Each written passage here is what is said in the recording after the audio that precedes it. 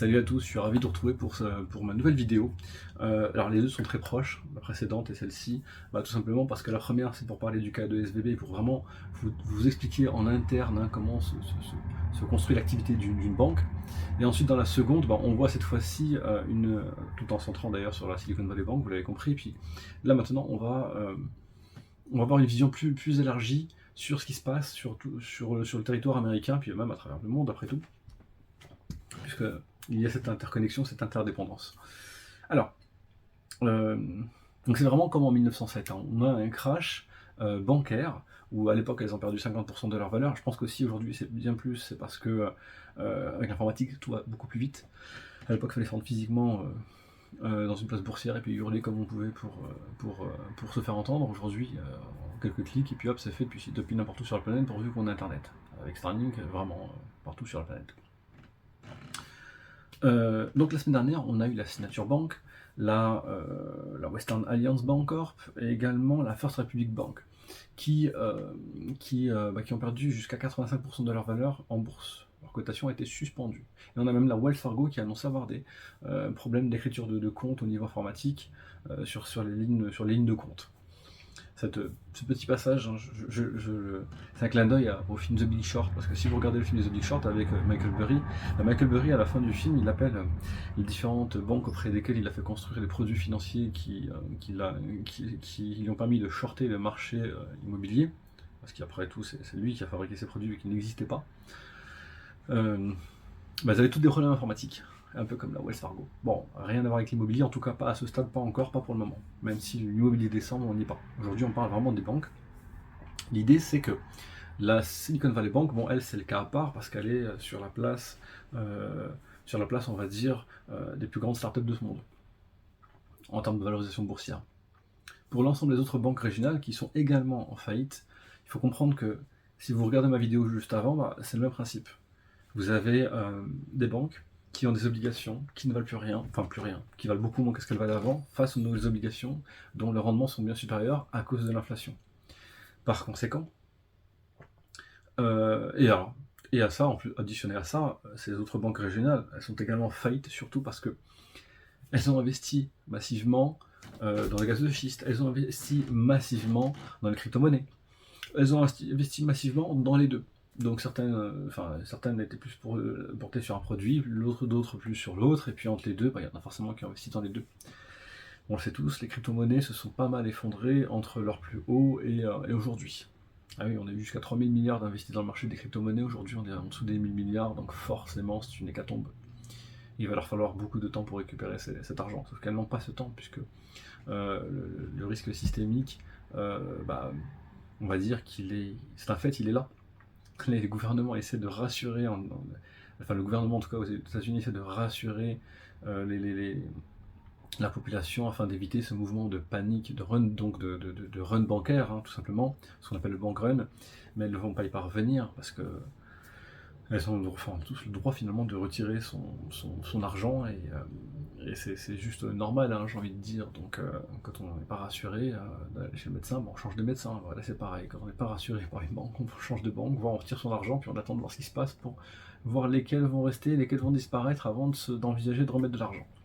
Donc là je digresse. Donc tout ça pour dire que cet effet d'annonce ne marchera pas.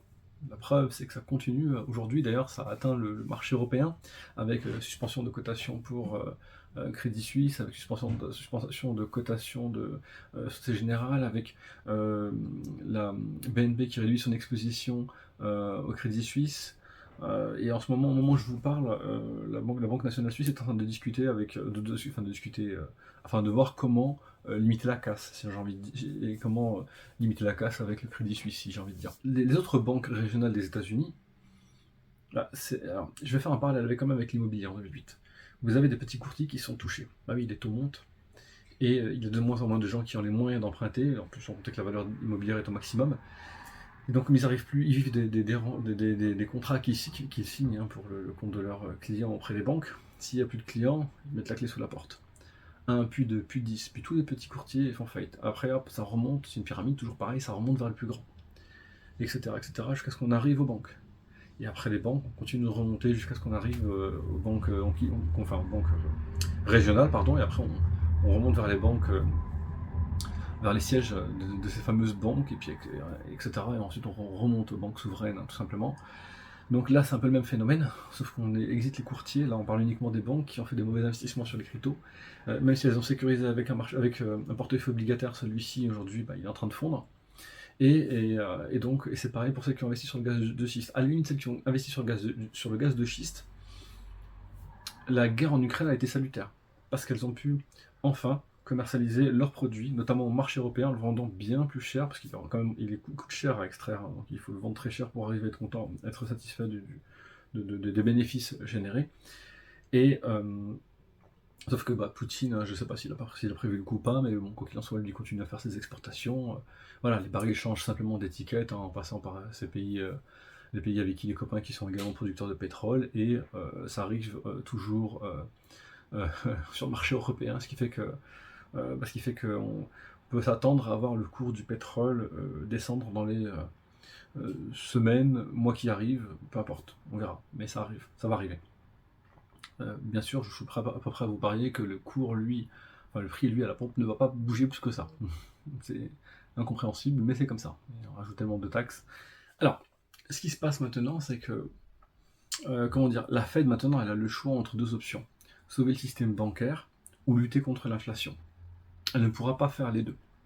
Elle est vraiment coincée entre le marteau et l'enclume.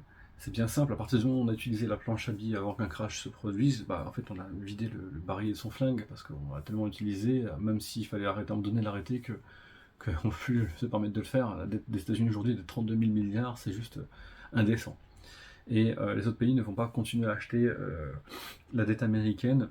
Au contraire, ils désengagent de plus en plus de cette dette, parce que bon, ils considèrent qu'ils vont être payés en monnaie de singe, et c'est inutile de chercher à payer en monnaie de singe. Donc, d'un côté, si elle sauve le système bancaire, ça veut sans doute dire imprimer davantage d'argent, donc quantitative easing oblige. Naturellement, ça va déprécier davantage à nouveau le dollar, et ce qui va générer plus d'inflation. De l'autre, chercher à contrôler l'inflation en continuant sa lutte, en remontant les taux. Si elle remonte les taux, elle génère de nouvelles obligations avec des rendements supérieurs, ce qui fait que la valeur des obligations de ces banques régionales continue de s'effondrer. Et si la valeur de ces banques régionales sur leur portefeuille obligataire continue de s'effondrer, sachant qu'elles comptent également sur cette ventilation de portefeuille à maintenir pendant une certaine durée afin de rééquilibrer les pertes qu'elles ont subies sur leurs investissements en gaz de schiste ou en crypto-monnaie, autant vous dire qu'elles ne vont pas pouvoir s'en relever. Elles ne peuvent pas s'en relever. Bien sûr, les banques régionales, encore une fois, on est sur une pyramide, elles sont touchées les premières, et ensuite il faut remonter progressivement vers le cœur de la banque, vers le siège de ces banques, qui à leur tour seront fortement impactés, vont paniquer, et vont tout faire pour sauver les meubles comme elles le pourront, comme elles l'ont fait en 2008 et comme elles l'ont fait en 1907. Donc je pense que vous commencez à voir vers quoi on se dirige. Très clairement, le risque est systémique. On a beau dire le contraire, ça n'est pas le cas. On a beau essayer de rassurer la population en disant que ça ne concernait qu'une banque, non, on voit bien que ça concerne d'autres. La preuve, elles ont déjà perdu massivement leur valorisation en bourse. Et comme elles sont interconnectées, elles sont également interdépendantes, nature oblige. Le fait est que le risque est systémique également parce que lorsqu'une banque fait faillite, elle perd l'argent de ses clients, de ses dépositaires. Ces dépositaires qui sont des particuliers qui ont sué sang et eau, qui se sont battus toute leur vie, voire sur plusieurs générations, afin de bâtir leurs économies. Ou en tout cas de survivre pour celles qui n'ont pas eu de chance. Il y a également des entreprises qui ont leur compte en banque, comptent sur leurs avoirs en banque pour pouvoir déjà engranger du chiffre d'affaires d'une part, et de l'autre, également verser les salaires et payer les factures auxquelles elles doivent s'acquitter. Si elles ne peuvent pas, parce que leur argent a disparu a fondu comme neige au soleil, eh bien elles disparaissent de la même façon. Elles ne pourront pas continuer d'exister. Si les banques si les entreprises en question ne sont plus en capacité d'exister, c'est qu'elles disparaissent. Ça veut dire qu'elles plongent la population dans une grande misère, parce que beaucoup d'entreprises vont faire faillite et donc vont se retrouver à licencier de fait, et elles vont donc faire exploser le chômage, et bien sûr dans un contexte inflationniste, le coût de la vie ne va pas être tenable. la population va plonger dans la misère. Donc le risque est plus que systémique. En 1907, il était limité. En 2008, il était planétaire, mais il n'a jamais été autant planétaire qu'il ne l'est en 2023. Et en 2023, ça va faire mal. Attachez vos ceintures. Vraiment. Pour conclure cette vidéo, je fais un petit clin d'œil au marché immobilier comme en 2008. Les taux remontent. Si les taux remontent, et Powell a été très clair à ce sujet, la panique bancaire en cours va sans doute fait ralentir la progression, la progression la progression continue des taux d'intérêt, mais pas très longtemps. Surtout qu'à un moment donné, ça va se généraliser et ça va générer davantage d'inflation. Il faudra à nouveau réaccélérer pour se réaligner avec l'inflation. Encore une fois, je le rappelle, c'est le premier mandat d'une banque centrale. Alors, il faut se remettre dans le contexte. Donc, si l'inflation continue sa course, et elle va continuer sa course, eh bien, la Fed doit par exemple continuer à remonter ses taux. Il faut savoir qu'aux États-Unis, lorsque vous empruntez, vous empruntez pour faire l'acquisition d'un bien immobilier, les 3 premières années, le taux est fixe. Mais le reste des années, le taux est variable. Ça veut dire que toutes celles qui ont acheté il y a 3 ans sont dans une phase où les taux, ils vont voir leur taux monter littéralement mois après mois, peut-être même entre les deux, et donc vont payer des mensualités plus élevées. Sauf que les revenus, eux, ne suivent pas forcément, pour la majorité d'entre nous. Comme ils ne suivent pas, ils vont se retrouver à ne plus pouvoir être en capacité de payer. Ce qui fait qu'à nouveau, on va revivre un épisode comme en 2008 pour bon nombre d'entre eux. Donc, ils ne vont plus pouvoir payer, ils vont commencer à se faire saisir leurs maisons qui seront vendues aux enchères, mises aux enchères par les banques, en tout cas si elles survivent jusque-là, afin de récupérer la valeur de ce qui leur reste, de ce qui reste à leur précédent propriétaire à payer, hein, tout simplement, et etc., etc., etc. Et donc on arrive sur des banques dont le risque est systémique, et également qui vont provoquer à nouveau un crash du marché immobilier. Et pour rappel, le marché immobilier aux États-Unis il pèse 49 000 milliards. En 2008, il pesait 26 000 milliards, pardon. Et aujourd'hui, il pèse 49 000 milliards, sachant qu'en Chine, il pèse 55 000 milliards. Entre les deux, on a le marché européen et anglais. Je ne vais pas m'attarder dessus, mais je vous laisse peser cette fois-ci dans votre esprit. Je vous laisse calculer dans votre esprit la taille du crash auquel nous allons faire face prochainement. Donc, j'ai créé Crash Market parce que j'ai déjà été encouragé, motivé par mes anciens amis et patrons traders, et aussi parce que je suis quelqu'un de plein de convictions, et avec le temps, il est évident que lorsqu'on utilise la planche à billets, il a des conséquences qui sont très fâcheuses, et lorsqu'on arrête une économie au niveau planétaire, il y a forcément des conséquences fâcheuses qui arrivent.